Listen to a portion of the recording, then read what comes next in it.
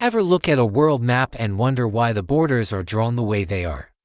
Or why certain regions seem to be in a constant state of conflict? You might think these are recent problems, but what if I told you that many of today's biggest global crises were set in motion exactly a century ago? The world we live in, with all its tensions and alliances, didn't just happen. It was designed, and the story of how it was designed is like a global-scale mystery novel, full of secret deals, broken promises, and unintended consequences that we are still dealing with today. Let's rewind the clock to the end of World War I. The old world was shattered. Austro-Hungarian, Russian, German, and Ottoman empires had all collapsed, leaving a massive power vacuum. The victorious powers, namely Britain, France, and the United States, gathered to redraw the map of the world. They saw themselves as architects of a new, more peaceful era. But their blueprints were often drawn with shaky hands, guided by self-interest, colonial ambitions, and a profound ignorance of the local cultures and histories they were carving up. Take the Middle East, for example. Before the war, it was largely under the control of the Ottoman Empire, a multi-ethnic, multi-religious state that had existed for centuries. It wasn't perfect, but it had a system. After the war, British and French diplomats, Mark Sykes and François-Georges Picot, secretly drew a line in the sand. This infamous Sykes-Picot Agreement divided the region into spheres of influence.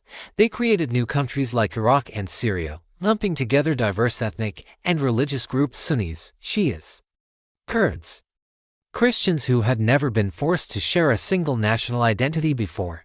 These artificial borders completely ignored thousands of years of history and tribal loyalties.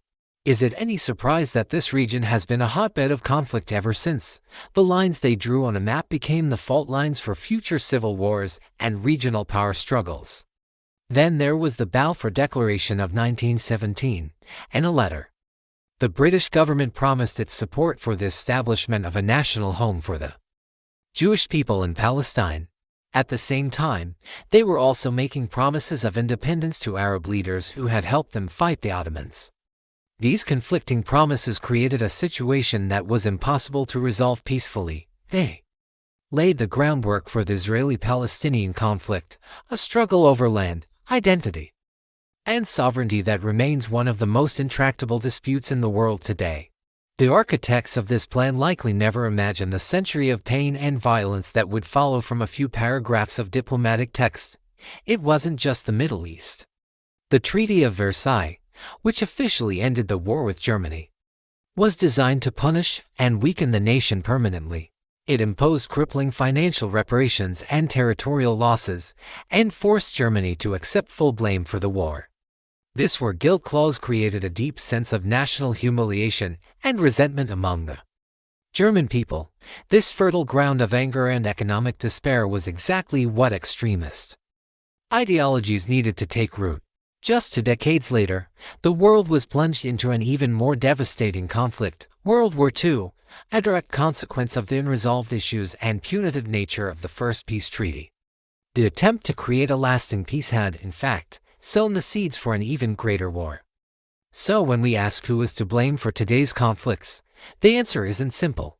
It's not about pointing fingers at a single country or a single leader.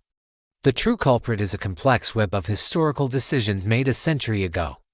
It's the legacy of colonialism, of powerful nations drawing lines on maps without regard for the people living there. It's the story of promises made and broken, and of peace treaties that created more problems than they solved. Understanding this 100-year-old history doesn't excuse the actions of modern leaders, but it gives us the crucial context we need to understand why our world looks the way it does. It's a sobering reminder that the decisions of the past echo powerfully into our present. Thanks for watching. If you found this historical deep dive interesting, make sure to like, subscribe, and hit that notification bell so you don't miss our next video exploring the hidden histories that shape our world. See you next time.